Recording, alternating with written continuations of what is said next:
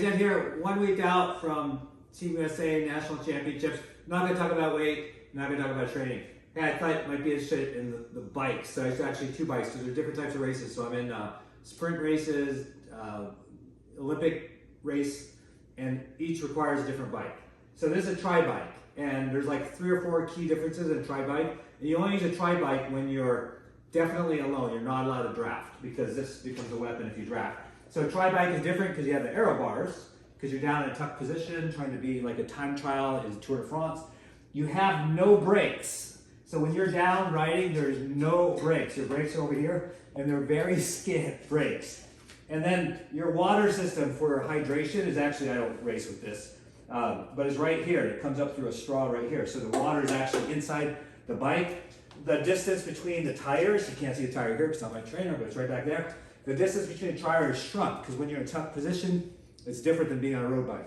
So the geometry and also the seat angle or the saddle is completely different. So there's like 4 differences between a tri-bike and a regular bike. I'll show you my regular bike now.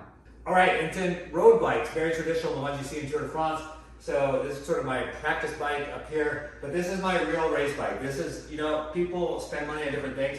I drive an 11 or 12-year-old car with about 100,000 miles on it. I don't spend my money on my cars, but I do spend it on my road bike. So this is a Pinarello, one of the top brands and top bikes that you can get. And again, because it's my passion and I invest a little bit of money in my bike, but this is what it's like. So you can see it's completely different than the tri-bike that I just showed you.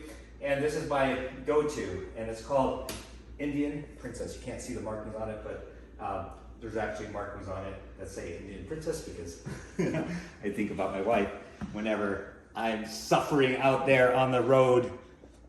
That's it. Those are the bikes. Hey, one little bonus thing is my shoes. Per ounce is probably the most expensive thing I own. It's my race shoe. And it's a funny story. This is like what they wear in Tour de France. This is the #1 selling bike shoe for pro cycling shoes. They're super, super expensive, but the color red didn't sell. And so they were on clearance. So I got these $450 boots for like $200. Amazing bargain. They're the best shoe out there. And then I have another long story on these shoes. I won't go into them, but there's no laces, which makes for transition. You save a few seconds, which count. They're all named as well. And so these are Kylo Enzo, which there's one of, that's one of the namesakes right there. That's Enzo. He's like, what are you talking about? And then my race shoes. So these are practice shoes. And I change, people always ask, how often do you change shoes?